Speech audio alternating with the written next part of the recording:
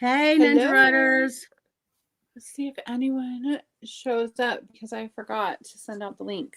But I think people will come. Oh, we'll see. Where are It's you, Ninja 2:29. Riders? Say hello in the chat so we know you're here. In the It's Wednesday, meantime, middle of the what are we going to week. talk about today? What? I said it's Wednesday, middle of the week. How's it going? Middle of the week. Yep. I've had the craziest week ever. Crazy. My daughter has COVID. I just went down and tested today because I had a headache for 2 days and I had some vertigo this morning and I was like, oh man, but I don't have it. There's Terry Ann. Hi, Sherry. Tender. Well, oh no, that's Tender. That's not Terry Ann. Hello. Two people on YouTube. Yay. You guys have anything particular you want to talk about writing today, Sherry or Tender? What have you guys We been missed a working week. on? We missed a week, so I don't remember what we said we were going to talk about. Me either. Oh, We talked about time management already. We talked about affiliate income already, right? I think last Or week was we that talked about, or last time we met, we talked about affiliate income. Okay. And I think that, so I don't know, we could talk just about what's going on in Ninja Riders. We've got a lot happening. Yeah, we do. We have some stuff happening at the end of the month for NaNoWriMo. Sherry's at work, but she's just listening. Yeah, we're doing the Ninja Riders. We're doing the Ninja Riders Accountability Kickoff again for NaNoWriMo. So that's going to be the last weekend in October. It'll start that Thursday and go through and then it's Halloween going to to the end. 1st So of November. Thursday is Thursday the 28th because that's my birthday. Right. Thursday the 28th through November 1st. So it starts on my birthday, goes through Halloween. Yep. And that's NWAC or the Ninja Riders Accountability Kickoff. Ninja Riders Accountability Kickoff. And right. So there's like a meeting every day for a few days. And then on November 1st, I think we're going to do an all-day write-in. That'll be cool. And on the 31st, come in costume.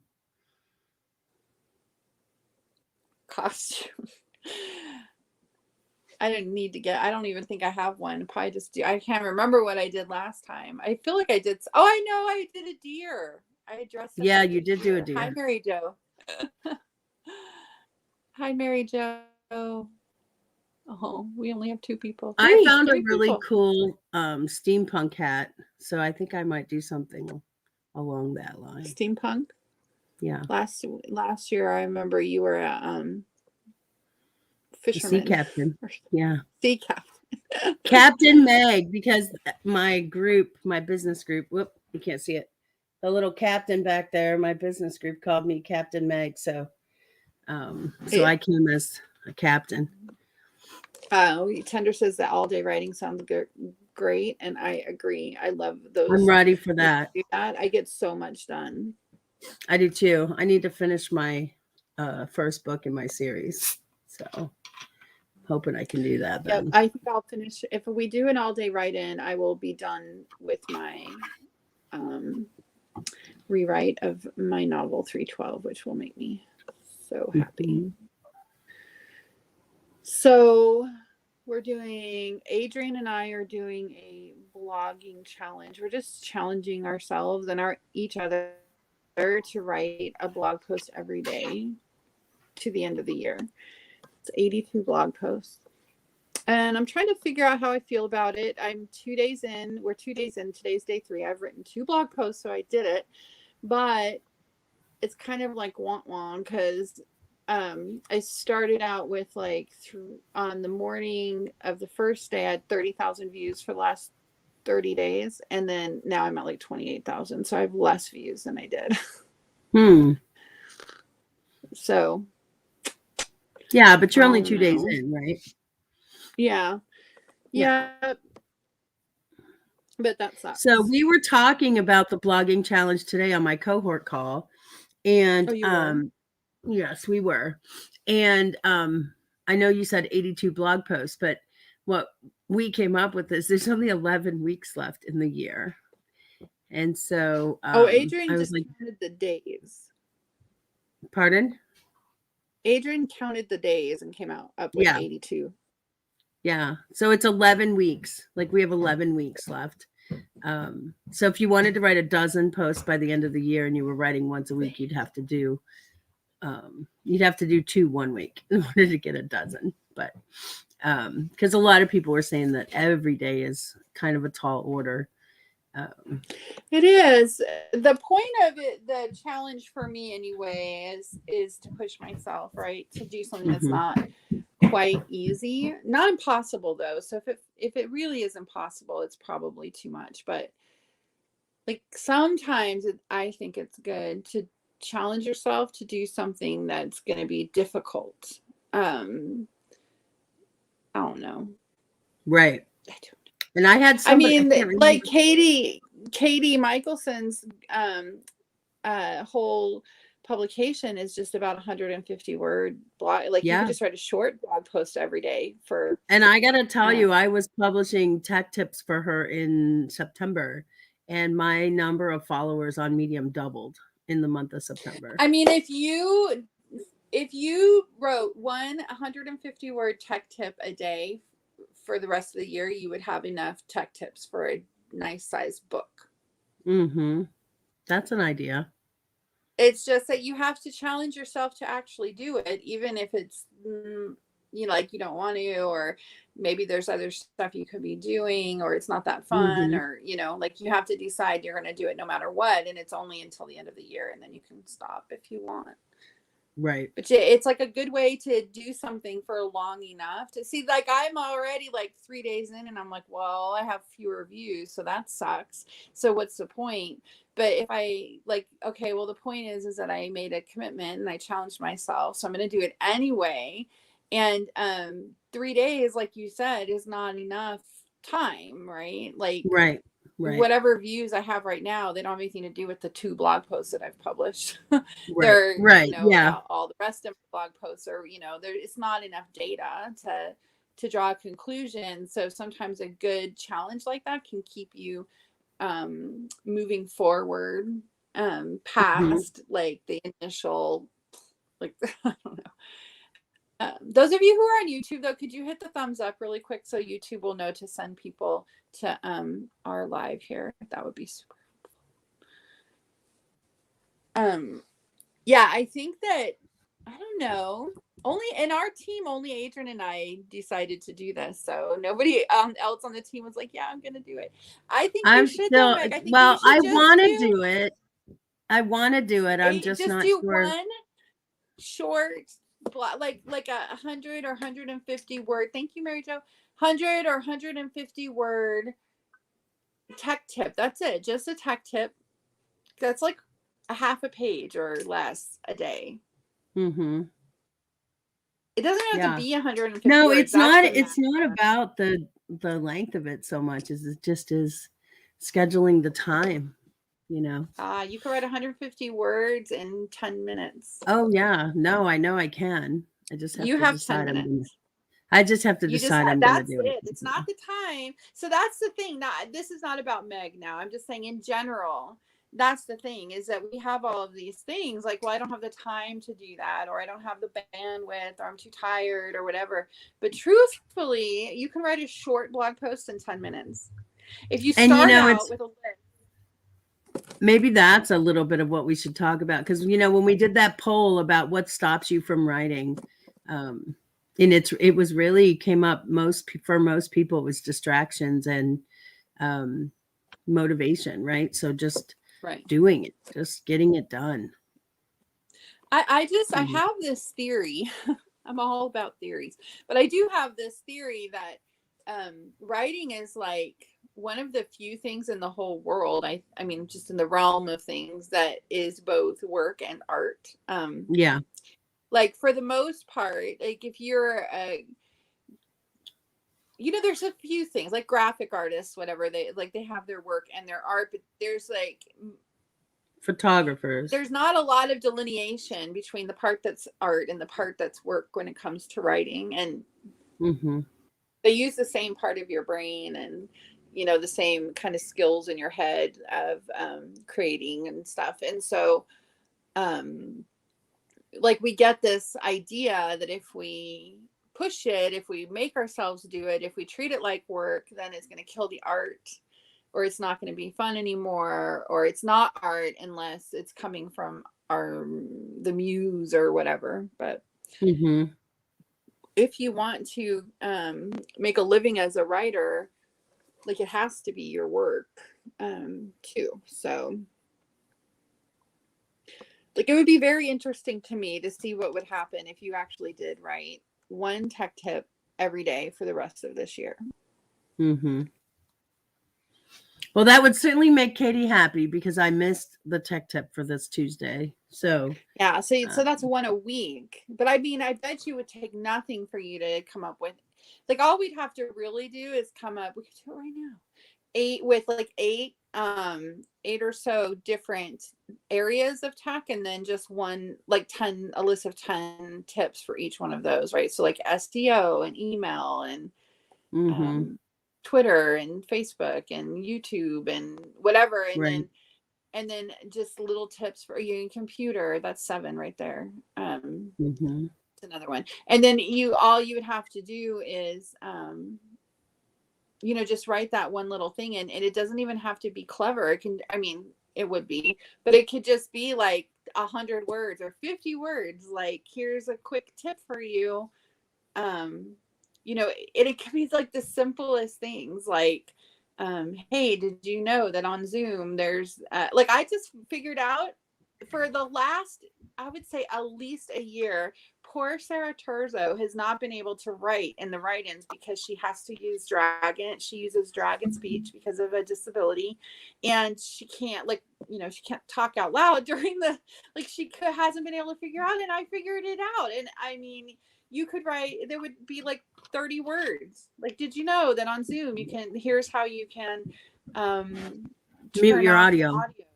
Yeah. Mute your, but not just mute you, because you can't, it's not just muting is not enough, because then their computer can't hear you. So it's just turning the audio on, disconnecting your microphone from Zoom so that you can use your microphone still, but it's not coming across on Zoom.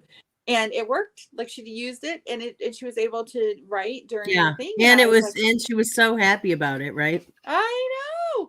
Yeah. But like, that would be a screenshot in like 30 words. That's it. It would take you 5 minutes to do. Yeah, that's true. Or you could even record little videos of yourself just saying, like, and then post those on YouTube. Then you would have it on YouTube, on Medium, you know. But if you wrote them out, I mean, you would have a book at the end of the year. Yeah. Now I'm like feeling mildly excited. Like, I should just do a series of little 5-minute writing tips. Write it up, do a little video, publish. Could be fun. Yeah. I like that idea. Could be fun, and it would be so much faster than trying to write 1,000 words. Yeah. I don't know how much you get paid for those short ones. Any clues on that? Well, I can tell you that the post that I did in the Cuppa, I did make more money on those than I've made on my longer posts. So, but part of that is, you know, Katie Michelson has really built a very engaged, active audience. It's kind of like Middle Pause, right? Middle Pause has done the same thing, both of whom were founded by Ninja Writers. And they've built it up over the last year. And both of those publications have very engaged, active writing community that they all support one another, you know, so they read each other's stuff and they comment. And so it's a very active community. I just realized that you when could I'm probably thinking sit down in an hour and bang out 7 of those, and then just have them all ready to go for the week. Yeah. Maybe I'll do that. I just realized that when I think, I look up to the sky, you guys. So I just want you to know I'm not rolling my eyes. I'm thinking as if I'm Is saying that that. when you're thinking or when you're telling Shaunta, yeah, maybe I'll do that? When you No, it's you're because like, I'm totally not it's gonna do because that. I'm thinking, when I'm thinking, I like look up. And so I just realized that it looks like on here, it looks like I'm You're not rolling gonna my do eyes. that. I'm not. I'm really not rolling my eyes. Um, quick hits for SEO. I like that, Mary Jo.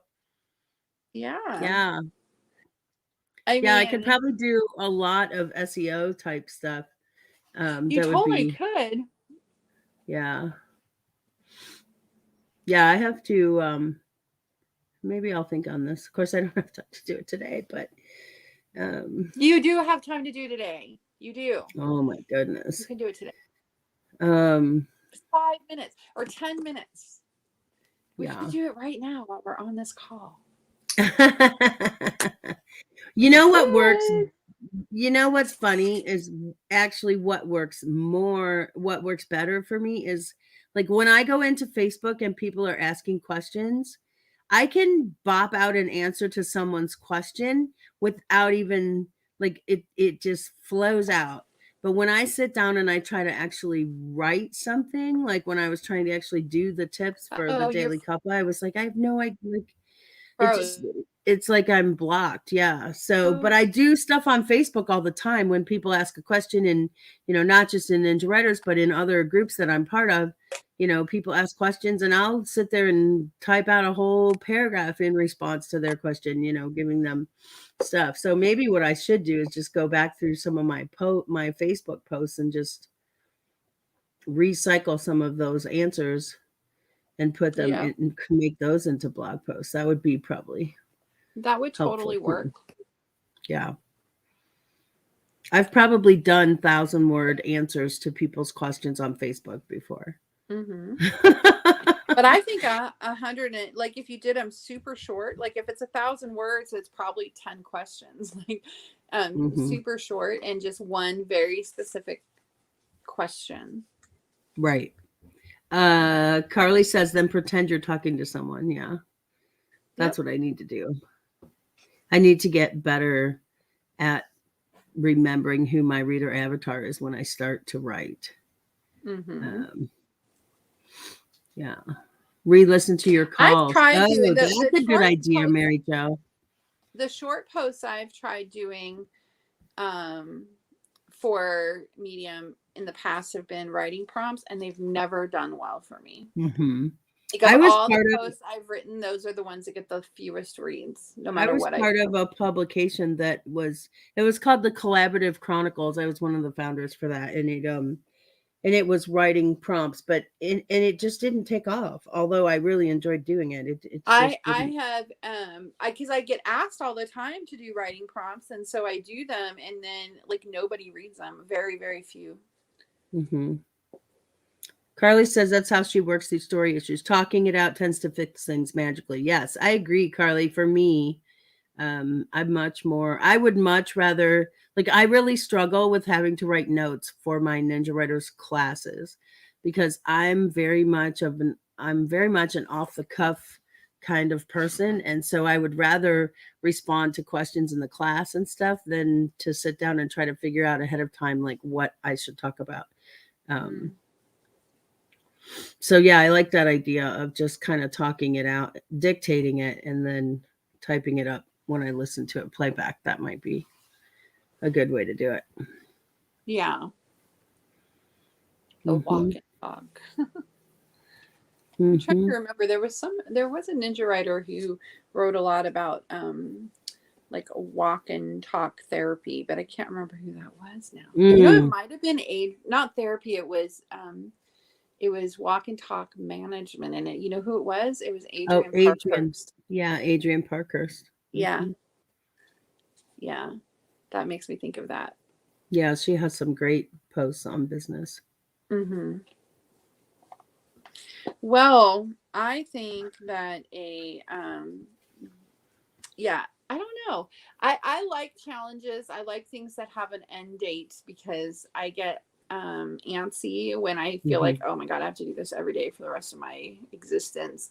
Doesn't not do well for me, which it's always surprising to me because like I feel like, well, isn't everyone like that? But everyone's not. Like some people really like consistency or sameness. My husband is that way.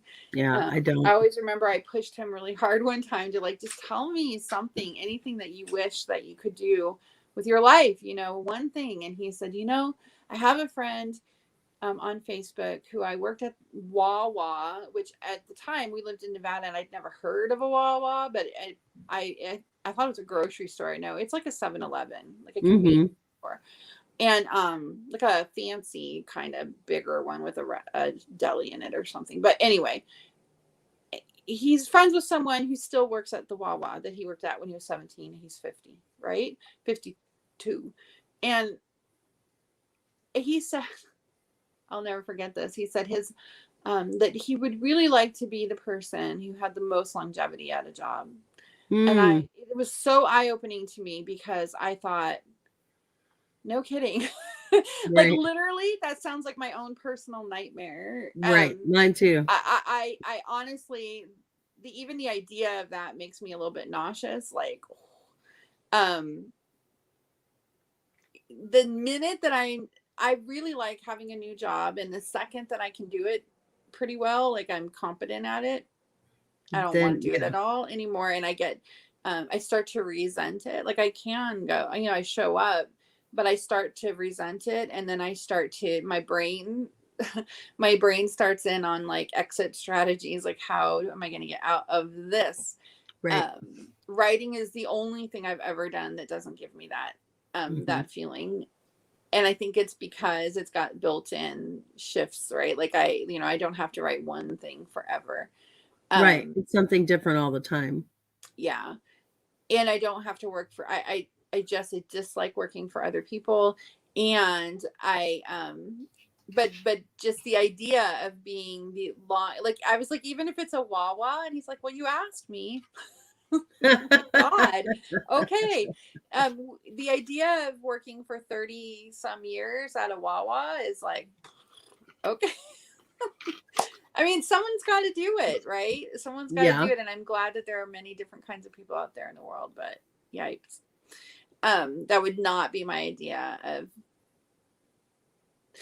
if someone asked me, like, if you could do anything, what would it be? It would not be have the most longevity at a Wawa of all time. Right. It would not be that for me. And that comes across, I can hear myself saying that and it sounds critical or like I'm making fun of someone, and I'm not. You know, it's okay if that's your thing. I don't even remember why I started talking about this, but I will. Oh, I was saying that's why I personally, on a personal level, why I enjoy challenges to myself, because I like being able to like have an end date, like this is going to be done on January 1st, and maybe I'll keep doing it, but this particular challenge, I like having contained challenges so that my brain can like relax and know, like, nope, you don't have to write a blog post every day for the rest of your life, just the rest of this year. I've done that with house cleaning stuff before. You know, like when you wash the kitchen floor, you only have to do 4 squares and then you can quit. And if I do those 4 squares, I can quit. But once I get started, then I've already got the water ready and I'm already on my hands and knees, and I just keep going. So I think it's probably that's the 10-minute goal thing. Yeah, it's like that with the writing too. Once I get started writing, I could sit there and write all day long if I didn't have other things that I needed to get up and do, you know? So. Right. And then some of it is just that we all make choices, right? Yeah. I did really well during the pandemic when I didn't have to go anywhere. You know, I didn't have to take Sydney back and forth to school. I didn't have to go to the store. I didn't have to take the dog to the vet. I didn't have I didn't have to go pick up my truck, which is broke down again. Oh, no. Oh, yeah. Yeah, it's funny because even stuff that doesn't feel like a choice is always a choice, right? Like you know, like I drove my kids when they were Sydney's age, we lived in, my big kids, we lived in Ely, Nevada. And well, actually we lived in McGill, and they went to school in Ely, and it was like a 20-minute drive. And I would say, well, I have to drive them to school. And I did drive them to school every day, but I didn't have to drive them to school because the school district provided them with a bus. They just didn't like taking it because we lived so far away that they had to, get the bus at like 6 a.m. Right. Yeah, it does give Sydney, it gives her an extra hour to sleep in the morning. Yeah. But the biggest thing for Sydney is, the stuff that goes on the bus is just really, it's really loud, it's really crowded, the kids are just, it's just not a good experience for her. Yes. And it affects her whole day, when she starts her bus ride out with, people making fun of her or stuff like that, then her whole day is affected. Oh yeah. And she'd come home off the bus and just be so angry and sullen, and it just wasn't worth it. Sure. I mean, it's a good choice to take her Yeah. to drive her to school. Just like it was a good choice for me. Like, obviously it was not a great literally the bus picked up at like 5:45 in the morning. Yeah.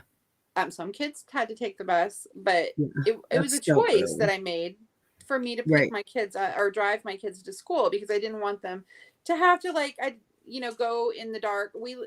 Ely, just like, this is a fun fact, often is the coldest place in the entire country. Wow. Yeah. So it's very cold in the winter, very snowy. They never, ever, ever, ever close down for snow or ice or anything, ever, because there was hardly any of us that lived in McGill, right? It's a very small town. And so like they weren't going to close the whole school district because the kids from McGill, were like, couldn't get there. Yeah. Well, so they didn't close it, and we would have like executive snow days, because I was like, you know what, I cannot drive in this because I am a Las Vegas girl and we don't get that kind of stuff. And I just nope, I couldn't do it. I was too scared to drive in that, and so we would just like, okay, it's a executive snow day. That's what we called it. But it's all.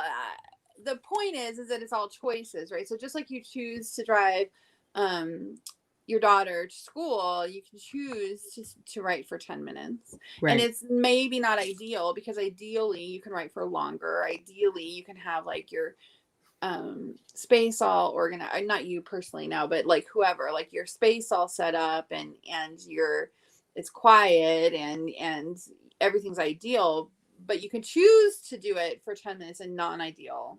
Right. Non-ideal. And you can choose to do it instead of something else. It doesn't have, obviously not driving your daughter to school, but something, or for me too, right? Like, I can't do anything anymore because I'm on quarantine because Ruby has COVID. But when I wasn't on COVID, on lockdown, like sometimes I have to choose to write more that day instead of like leaving my house or doing, you know what I mean? Like doing something that's not work, because I want to be a writer. And if I don't do the writing, then, doesn't happen. Right. We have to be bosses for ourselves, and that's super hard. Sherry says the pandemic slowdown helped her reach some goals she had time to dedicate to herself. Yes, I think that's one of the things that came out of the pandemic that I enjoyed as well, Sherry, is just having more time. We didn't have more time, but we felt like we had more time for ourselves, maybe because we didn't have to make those choices that took us away from doing the things we wanted to do. Yeah. I got to spend more time with my kids and my grandkids. And so, yeah. Yep. And I spent more time on Zoom with Ninja Writers team members. Ooh, we spent a lot of time on Zoom. Oh my goodness. Janina and I used to stay up on Zoom till 2:00 in the morning. And it was, oh my God. I can't do it anymore because I'm tired and I've got stuff to run around and do. I can't just take a nap in the middle of the day like I could before. Yeah. I've never been able to take naps. I never could until I was older. Like I always feel like I can't relax enough because I feel like panicky, like I'm missing something I'm supposed to be doing. I have a really hard time like closing down or shutting down. I think you have a very type A personality too. Do you? See, I don't consider myself A type or type A personality because I'm super not a perfectionist. I have a lot of FOMO and I have a lot of goals. So there's stuff that I want to do. And if so I would rather do it than do most anything else, the things that I want to do. But I don't get all like crazy about things being exactly right or,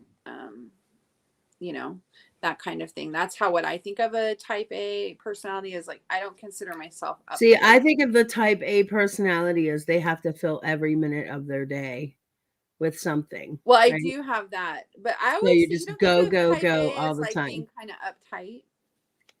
Maybe you think I don't think it's uptight. I am a little bit uptight. I don't know. No, I'm not. I am certainly not calling you uptight, Shaunta. No, I mean it's okay if I am. I am. I just am who I am. But I feel like I do feel like though sometimes other people feel pushed because I expect a lot of myself. I think. Yes, I think you do expect a lot of yourself. Yeah. And we talked about this. You have trouble just doing nothing. Remember, that was a goal that you set for yourself a while ago. I almost can't even do nothing at all. And I can't like Adrian always wants to go just hang out at the beach. Like go so we're like, I don't know, 90 minutes from a pretty nice beach on Lake Erie. In it's in Westfield, New York, which is 90 minutes from us or less. It's beautiful beach. And I can go and I can sit there for about an hour. And then I'm like, I'm bored. Like, let's do something. Like, I want to do something. I want to be doing something. And that's what I think of as type A personality. Just like, sitting there, but it's not like it doesn't bother me whatsoever for someone else to be just sitting there, or that it doesn't. But I don't feel like Adrian should be doing something all the time. Right. It's just for myself. I get bored, so just sitting there doing nothing but sitting there, or it is very difficult for me. I just Mary Jo says Mary Jo has a big problem doing nothing. She cannot relax. Yeah. And I think but I don't feel unrelaxed, right? It's not like I'm wondering if Mary Jo does. Maybe she's like me. Relaxing to me is not just sitting there. That to me is anxiety causing, because I start thinking, like, why am I just sitting here and I'm not even having, like, it's not fun for me to just sit there. You know what I mean? Like, it's way more fun for me to be doing something. And that's it's relaxing to me. Like, when I think about having a day where I just I just went to Allentown and I went to this really cool, it was cool to me. I don't know. This might be a relatively narrow wedge of what's cool to people, but it was like an antique book and paper show, and I had so much fun. I met people that I only knew online. There's like a community of people who love old paper. Isn't that the weirdest thing? But they love it. And I belong to this community on online, but I've never met these people, and they were all there. It was like this huge show, and thank you. And it was so much fun, and that was relaxing to me. Like I took the weekend off. I didn't do the write-ins. I didn't do any of my work stuff, but I didn't also go and sit on a beach and do nothing. Like, when people, like when you see like a visual representation of relaxation, and it's like sitting on a beach with a drink and your feet are, you just see your feet on the beach and the umbrella, and that is not something that I would choose to do. I wouldn't do it at the beach, but I could totally sit around a campfire. But I could sit around a campfire, but not by myself. Like I wouldn't be by myself. I would be with friends, and when we go camping, we basically you're not just doing nothing. You're like having fun with people. Yeah. What Adrienne wants is to go to the lake and have a book, and like I can be there, but she wants to take her chair into the, like she likes to take her chair in the water. Mm-hmm. And I'm a big fat baby about being, hi Terry. It was nice. I met Terry, see Terry Maruka in there. I went to her house and near Allentown, and it was so fun. And I got to see all of her amazing, she has the most amazing collection of antique Bibles. They're like those huge family ones. Oh, wow. And they're gorgeous. Oh, I had so much fun with Terry. Right, but that was relaxing to me. Like, in fact, the least relaxing part of Allentown was when I left Carrie's house, and then I got lost going to my Airbnb, and the lady that owned my Airbnb was like waiting for me, and it was like 1 a.m, and I couldn't get there. And I said, I'm just gonna go to a hotel, and I pulled over and I Googled hotels near me, and it was the hotel it sent me to was in Philadelphia. I had made my way all the way to Philadelphia, and I was like, I can't do this. I don't know where I am. It was dark. It was trees everywhere. Pennsylvania only has trees. I'm telling you. And they all look the same, right? So there's no, like, I couldn't tell that I was driving in circles. And so I called the lady, and she's like, my boyfriend's waiting up for you. And so I called him, and I was like, Hector, I can't come. I am lost. I'm scared. I'm going to a hotel, and I will see you guys in the morning. And he's like, just take a breath, try one more time. And I don't mind waiting up. And I did, and I made it. That was the least relaxing part of my whole thing. I could have stayed all night talking to Terry, though. That was a lot of fun. But Terry reminds me a lot of you, Meg. Oh, yeah. I had a lot of fun in Allentown, and that to me is fun. Sitting on the beach. Yeah, no, I don't want to sit on the beach, but I will go, and like if I go with the grandkids or, whatever, yeah, you gotta bring a turkis with you. Then I'm good. But when I just am sitting there, like, no, I'll get in the water and swim with them and stuff, but I won't just, like, I've never been a person to just go and like tan on the beach, even when I was a kid. That wasn't. Well, no, I grew up in Southern California. Until I was 14, I lived in Long Beach, California. And I spent all my time at the beach. And that was fun. No, I love the beach. I wasn't just sitting there with a drink. I was like, my mom was sitting there. I always remember my mom would bring a big fat red umbrella so that we could find her again. Mm-hmm. So this was the 70s for you, and the 80s, right? Like, because I would never do this with my kids. My poor kids. No. But my mom would pop up her big giant red umbrella because, if you've ever been in the ocean in Southern California, I don't know what happens, and probably exactly the same thing, but the tide takes you down the beach, like you go in one place and then you come back out and you're like half a mile down the beach. And so we had to be able to find her again. So she'd have her big red umbrella and her stack of Harlequin romances, and she always, I cannot drink pink lemonade Kool-Aid without thinking about my mom on that beach, because she would bring a big jug of pink lemonade Kool-Aid, peanut butter sandwiches, and she would just sit there and read and read and read. You need to write that story, Shaunta. Yeah, while we played. Chip is here. Hi, Chip. Hey, Chip. How's that baby? Mediterranean. Yeah, I think the Atlantic Ocean's too cold for anyone to spend that much time in.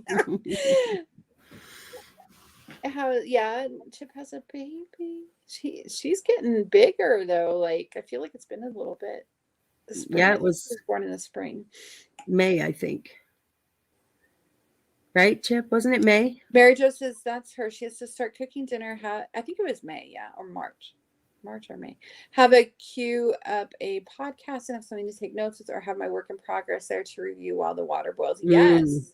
That's me. Like, my brain is, and that's, I have insomnia. I struggle sleeping, and I never have trouble falling asleep. What happens is I wake up at 3 a.m. and my brain is like on. There's only on and off.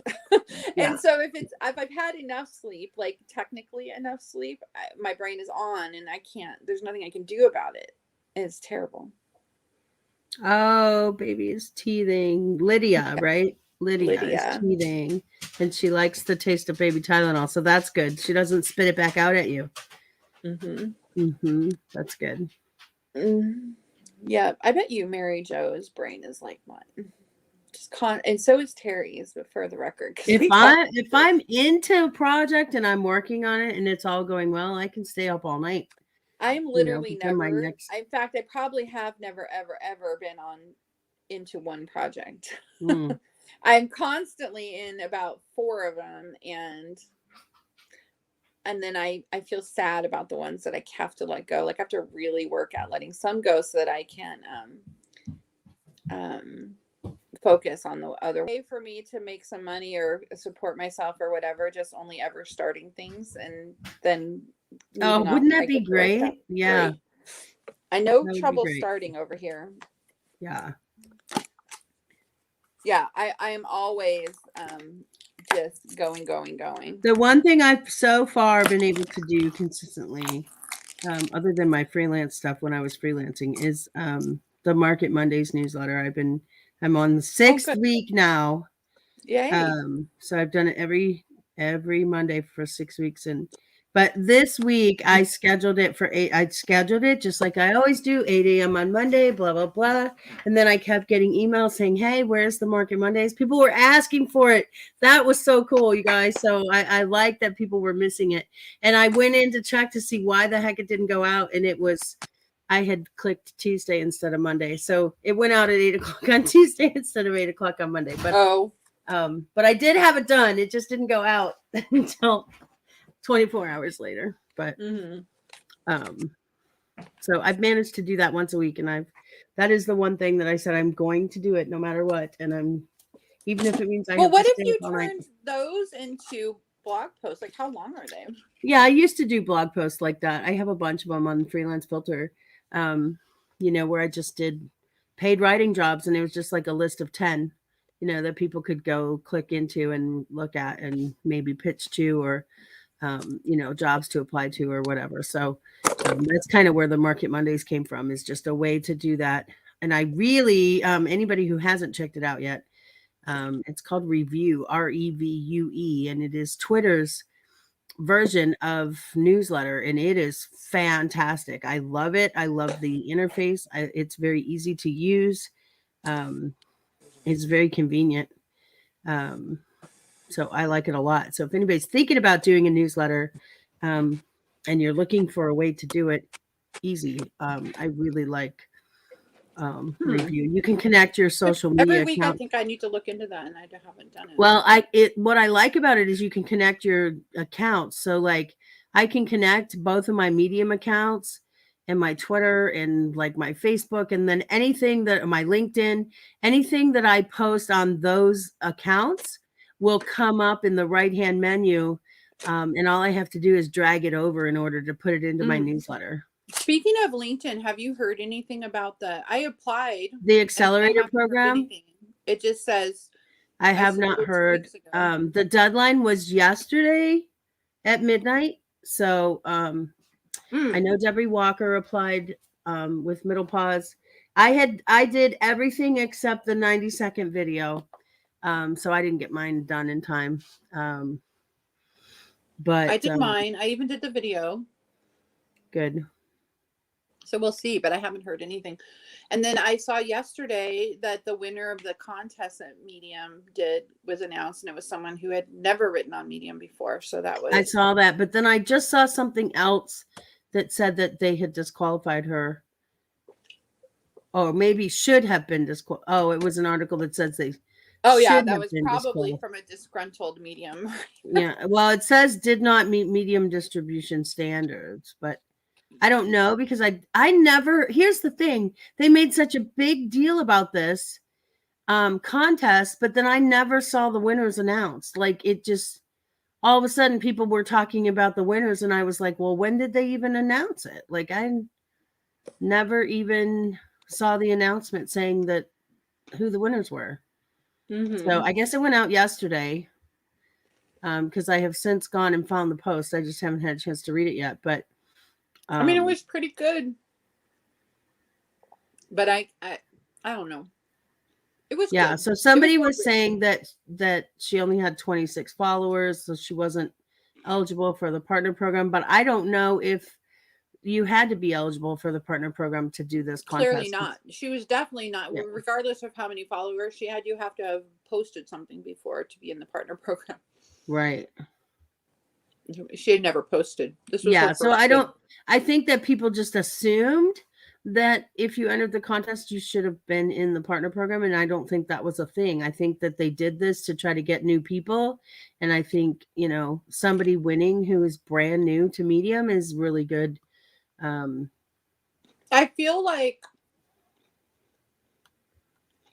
I wonder if it's possible that whoever made these decisions at Medium didn't realize that was going to upset people. Possibly. Did they really think that Medium writers were not going to be upset that someone who had never written there, or they wouldn't notice? Hi, Facebook user. If you give StreamYard permission to use your name, we'll know who you are. Someone said hi, but I don't know who it is. I haven't heard. Have you? So this is the last month, October, that I get the guarantee from Medium. And I don't know if they have decided not to do something else. Have you heard of anything? I have not heard anything, but then I didn't get that announcement either. So maybe I'm not paying enough attention. But I have not seen anything announced about anything else coming, whether they're going to continue it, whether they're going to put something new in its place. I don't know. Well, I definitely don't think they're going to continue it. I'm going to look at my email really quick. I don't think they're going to continue it. I have not gotten that information. Okay. So yeah, I don't know what's coming next. I mean, we're going to have to watch and see, I guess. I was invited. Medium has got some kind of partnership going, or they've bought some sort of distribution thing, and they reached out to published authors to see if you wanted to partner and be is it the book author. The book thing? They actually did that a while ago. They canceled it, or they pushed it forward to some unknown date in the future. So that's not happening. Well, I know they bought a book publishing platform quite some time ago. Yeah, well, they were going to use it, and they wanted to find published authors on Medium to highlight, and they asked me if I wanted to do it, and I said yeah. And then I just got an email saying that the launch was pushed off and no date of when. Oh, okay. I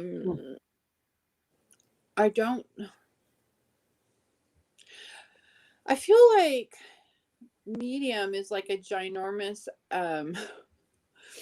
example of the.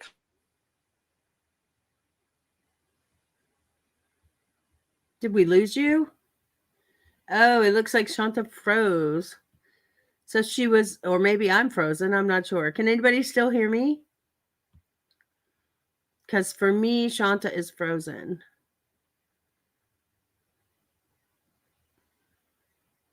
Anybody there? All right. Well, if you can still hear me, I think either Shaunta has frozen or I have frozen.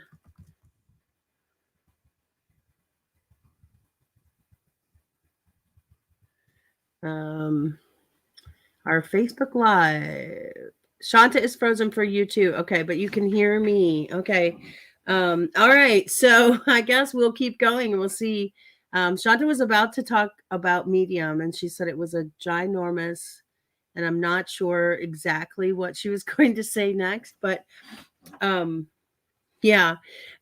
So I think, for me, I think Medium, I came into Medium thinking that it was a place to make money, right? That maybe some of the freelancing work that I had been doing, maybe I could replace some of that work with what I was doing on Medium. And so I think that had I stuck with it from the beginning, because I was on Medium before they started paying writers, but I didn't stay with it because I needed to earn money, right? I'm a single mom and I needed to pay my bills. So I went off and was doing freelancing. When I came back to Medium, they were paying writers. And so that's why I came back, because I thought, oh, well, now they're paying people. So I think people can make money on Medium. I mean, obviously they can, because Shaunta does, right? She's one of the people that is doing it and doing it consistently. But the key to Medium, if you want to earn money, significant money, is consistency. So that's where the writing every day comes in. Shaunta wrote 2 or 3 posts a day, every single day for a year. And when the end of that year was up, and in that month she made $10,000 on Medium. So that's the money is there, but you have to do the consistency, and you have to be willing to put in that kind of work and effort, without any guarantee that you're going to see that, right? Because there is no guarantee. So I think the thing that maybe Shaunta was going to talk about is that Medium is not just a place where you could potentially earn money, but I think what it does do very well is it allows you to find your audience, right? To find your audience, to develop, I say cut your teeth, right? As a writer. So you're developing your voice, you're finding your audience. So that's what I think works for. I think that's what Medium is really good for, because when people come to Medium, they're coming to Medium to read, right? They have time, they want to read something, they're coming to Medium. It's kind of like Amazon. When people come to Amazon, they're coming to Amazon to buy something, right? So in that respect, Medium is very good for writers, I think. But you need to use it to build your audience. You need to understand that Medium is a place to develop your voice as a writer and to build your audience. And so I think if you use it in that way, and you make sure that every blog post that you write, and I'm guilty of this too, because I was looking at some of my posts from previous months, and I don't have a CTA or call to action at the end of some of them. But you need to be sure that you're using Medium to build your audience and capture that or connect with them in a way so that you can, take advantage of that in the future. So it looks like Shaunta's coming back in, but what in the world? we lost you, and I was trying to decide if it was me or you. But what I was just telling them that I thought you were going to say about Medium is that it's a really great place to build your audience. People come to Medium to read. And so you can build your audience, you can develop your voice and kind of use it in that way. I do believe all of that. But what I was saying is that I feel like Medium itself, like the company, is like a ginormous representation of the kind of brain I was talking about, where they have so many ideas, and they are constantly like, let's try this and let's try this, and then they do it all out loud, and then none of it works. And if they would just slow down and just make things simpler, I think that they would have an easier time. Mm-hmm. Yeah, that's possible too. I know for a long time their SEO and their search feature was really, really bad. I don't think I think it's better now. It is better. It has improved. I like the topic pages going away and becoming tag pages. I think that the search feature, when you search for something, I think it's improved as to what, the results that you get. And I really like that they're showing us for the tags, how many people are writing in that tag, how many stories are in that tag, how many writers are using that tag. I think that can be helpful for strategy, to decide what you want to do. Yeah. I am not seeing an improvement in how many people are reading my stories. I will say that. I'm seeing a decline. Like if I go back, like this month right now, middle of the day on Wednesday, the 13th. So from September 13th to today, I have 30,000 views. But the prior 30 days, I had 36. And the prior 30 days to that, I had only 33. But then I was in the 40s, 50, 55, 68. Like I had so many more views, like twice as many, even less than a year ago. Mm-hmm. And but you had a period where your posting slowed down too. You weren't posting. Well, no, I mean my posting has been slowed down for this whole year. I've been posting every month. I've posted every month. I haven't stopped, but I have gone from like daily or multiple times a day posting to maybe 4 or 5 a month. Yeah, I was telling them about the the year that you spent posting 2 or 3 times a Yeah. day So, and how well that went. yeah, I had a lot of, I did in 2019, I posted quite a lot. Mm-hmm. But so maybe it just took a while for that to, the fact that you weren't posting my as much. highest paid month in Medium, I made almost $10,000, and that was November of 20, like what I was paid for the month of November 2019, and I had 230,000. I'm just looking, 230,000 views that month. Mm-hmm. And but the thing is that I could not, like, that was Medium giving me views, right? That Right. was not because I was writing a lot, or I mean, I was writing a lot, but it wasn't. But you were That's where writing very consistently, and I was the writing very way. consistently, but what was really happening was that Medium was featuring me all the time.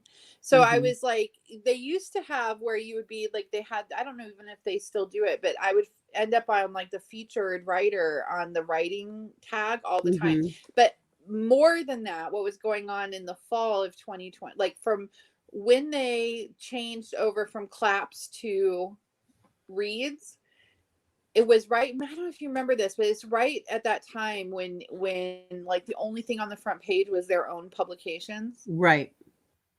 and Yeah. Forge was publishing me like And you 2 or were on 3 the front times page. a month. Yeah. So I was on the front page all the time, and Right. I could still write for Forge if I wanted to, but there's no point anymore because they Mm-hmm. don't feature their own publications at all. Right. Zero. But I So, think the other and I don't thing even that know was if it's still a happening, I thing. mean, it's Medium was promoting you more, but also when you, from an SEO standpoint, the Google search engines like dynamic content. They like content that's changing all the time. So when you write on your individual blog page every day, that content is constantly changing. So you get a priority over people who have a blog where maybe their pages Yeah. don't change every day. So from an SEO standpoint, the writing consistently and writing more frequently also boost your visibility. And so you had a lot of external views as well, and those were coming from SEO, whereas the other stuff was coming from Medium pushing you. So I think you were getting both, Well, I the was benefit of getting both both, places but I for was, traffic. the vast majority of this traffic that I see on these things, what on these months where I was getting tons and tons of traffic, came from me being on Forge, in Forge. Right. And I think that what, I don't know if this is just part of my personality or what, but I struggle with things I don't control. Maybe I am a type A personality, but I can't control whether Medium's going to ever show anybody any of my work. Um, and so like I my brain can't even go to like, well, if I write every day, I'm going to get back to there, because probably not. You know what I mean? Like I can't. But I don't know what will happen. Like it'll be exciting. It's exciting for me. The unknown is exciting for me. Seeing what happens is exciting for me. So it will be exciting for me to see, like, if I write every day for October, the rest of October and November and December, what will happen? Who knows? Maybe it will be nothing. Like maybe, but at least then I'll know. I'll know that like daily writing, I won't be guessing that daily writing won't matter, or Mm-hmm. guessing that daily writing will matter. I'll be able to say, yes, even when Medium is not giving you any extra boost, and even when things are all crazy over at Medium, if you write every single day, like this is what It happened, at matters. least Yeah. for me. And that is exciting to me. That's exciting to me. The truth, the like, this is the absolute truth, is that nothing, the what will happen if you don't do it, if you don't write consistently, is absolutely nothing, for sure, Right. guaranteed. Right. Yeah. So if your goal is, like, I can't stress enough that you have no idea how your writing career is going to turn out. All you can do is like set yourself on the right path, and then keep doing the work and keep moving forward and see what happens. You know what I mean? But I don't know, maybe I'll blog every day and all I get out of it is some content, and but it, I never get back to where I was. I don't know, maybe I go somewhere entirely different. Or maybe I do get back to where I was on medium. Who knows? But it's going to be fun to find out. Yeah, I think so. I mean, I'm excited to see what happens with it. I think you should do it with me. Then you can see what happens with your own I am blogging. seriously thinking about it. I am seriously thinking about it. But I don't want I feel like I'm being very transparent here, but I feel like I keep jumping into projects and not completing them and not sticking with them. And it's frustrating for me. So I don't want to jump into another project that I can't really commit to and make it happen. So I've already said I was going to publish my first freelancing book in September, and then I said October, and now I'm saying by the end of the year. So, do you know your Enneagram type? I don't remember. I've taken it before, but I don't remember what it is. I'm a 6, Enneagram 6. My sister is an Enneagram 5, and this always strikes me because an Enneagram 5 is someone who, and this is my sister so much, who is very cautious, or very, not cautious is the wrong word, is very aware of how their energy is being used. So she before she says yes to doing something, she really thinks about, like, am I going to be able to finish this? Am I going to be able to get this done? And that's what made me wonder if you're a 5. Because that does never occur to me till I'm halfway done with something. Until I'm like, it's not normally. I will tell you this, it's not normally something that I think about. I mean, normally I'm very much a yes person, like, oh yeah, that sounds fun, let's do it, or oh yeah, let's do it. But I feel like I've said yes to so many things over the last probably 6 months that I'm feeling that overwhelm of not meeting commitments that I've made to other people and feeling guilty about it. So that is what's causing me to think about things before I jump into it. But it's not natural for me. It's not a normal thing for me. It's something that I'm trying very hard to stick to, because I don't like the feeling of telling people that I'll do something and then not getting it done. So, but normally I'm all in.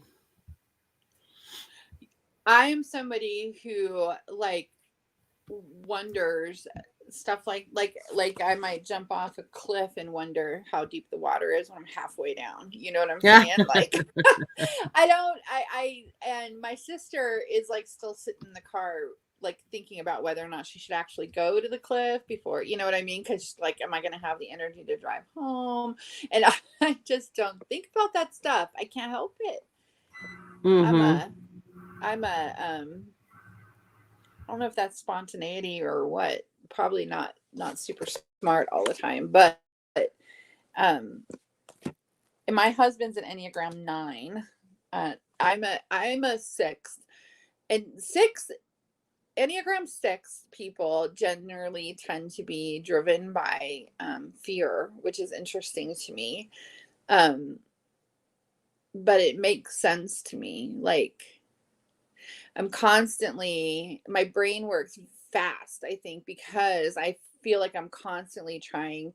I've said this many times, I've written about it a lot, that my central question is this going to keep me from being poor again? Because I've been very, very poor, and I'm constantly worried about that happening again. Being poor like that again is not good. There's no way. Am I frozen? Or are you just like listening? Oh, you're muted. You were like so still, and I didn't know if I was frozen. No, sorry, I'm here, but I muted because my daughter's making pizza rolls, and so I didn't want you guys to have to hear the microwave. Oh, we can't hear it unless it's maybe when it dings. Carol says overwhelm guilt is not helping your productivity. I can feel that. Yes, Katie. Oh, that must have been Katie, the Facebook user. Hi, Katie. That's the overwhelm guilt. That's exactly what it is. It's not helping my productivity. Yeah, for sure. So I don't remember what I am for Enneagram. I went to try to look it up. That's probably why I was still, because I was looking to see if I had saved it in my OneNote, but I don't see it. So I know I've taken it before, but I must not have saved it. Nines don't like to make decisions. That's my husband. I don't mind. I don't know. I don't mind making decisions, but I don't like to make decisions before I have all of the information. Like I'm a real big advocate of. I'm a real big advocate of people making informed decisions. You know, you can make whatever decision you want, but make sure that you have all of the information before you make your decision. So yeah, I don't know. Ooh. Maybe I'm a 5. Oh maybe my gosh, I'm late. Oh no, I'm not. My brain, I see what is happening to my brain. It's like turning. It's menopause. And I was like, it's menopause, and my daughter has COVID, and like, because I just had this panic, like this moment of panic that I was supposed to be at my live editing class, and it's fully on Saturday. But I was like, I'm late. It's on Thursday? No, it's on at 4:30 on Monday. Oh, okay. But you did have something. That's all right. I do have something at 5 though. So I think we need to wrap this up because we both have stuff at 5. So I will see you guys. We will see you next week at 3:30. I have no idea what we're going to talk about, but we will figure out something. This was a good conversation. Maybe we should talk about maybe we should talk about Enneagrams and personalities. Like and archetypes. I think we've talked about we did a lot of talking about archetypes in the first 2 lives, but we could talk about them again. All right, we'll talk. All right, thanks you guys for showing up. Bye. I appreciate you for coming and hanging out. Me too. Bye.